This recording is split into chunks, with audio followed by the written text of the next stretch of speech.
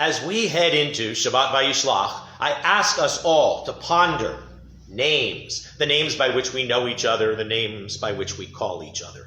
Sometimes we know certain people by multiple names. We have numerous names for God because of the numerous relationships we have with him.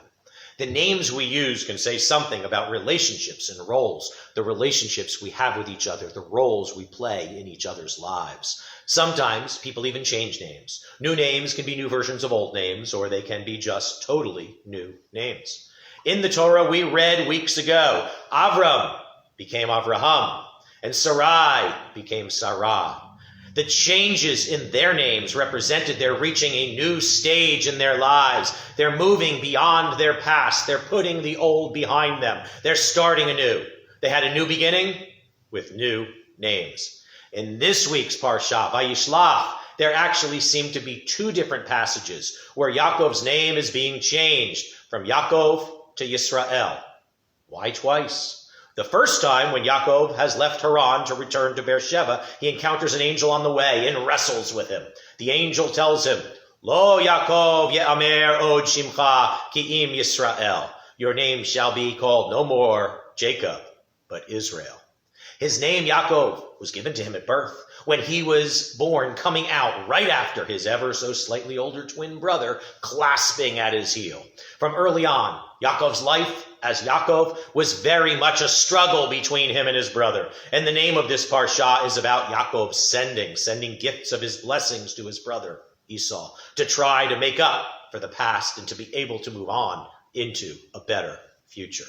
Yaakov transforms to become Yisrael. In this Parsha, he grows beyond struggling with his mortal brother, but grows to wrestle with that which is beyond mortal. In a way, he moves from wrestling with man to wrestling with God. The second passage in this week's Parsha, where Yaakov's name is changed to Yisrael, is when he arrives in Bethel. God tells him, Lo yikareh shimcha od Yaakov, ki im Yisrael yiyeh shimcha, v'yikra et shemo Yisrael. Thy name shall not be called any more Jacob, but Israel shall be thy name. And he called his name Israel. This second passage is the actual naming or renaming of Yaakov to Yisrael. The first passage is the angel letting Yaakov know what is soon to come. The second passage is God's actual renaming of Yaakov to Yisrael. As I began with this reading of Vayishlach, I ask us all to ponder names, the names by which we know each other, the names by which we call each other. Have our names changed at points in our lives? Our names do say something about who we are. But if we grow and evolve and change in significant ways, then perhaps our names should so signify. And it is said that a change in name can enable us to restart with a clean slate. But that doesn't mean that all of us need a new clean slate. Our tradition has us naming our children after loved ones who are no longer with us in this mortal realm. It is a way to help our loved ones live on. And it is said that when a child is named after a dear loved one, some of our loved ones' fine qualities become a part of that child. And that past loved one will then in part live on through that child.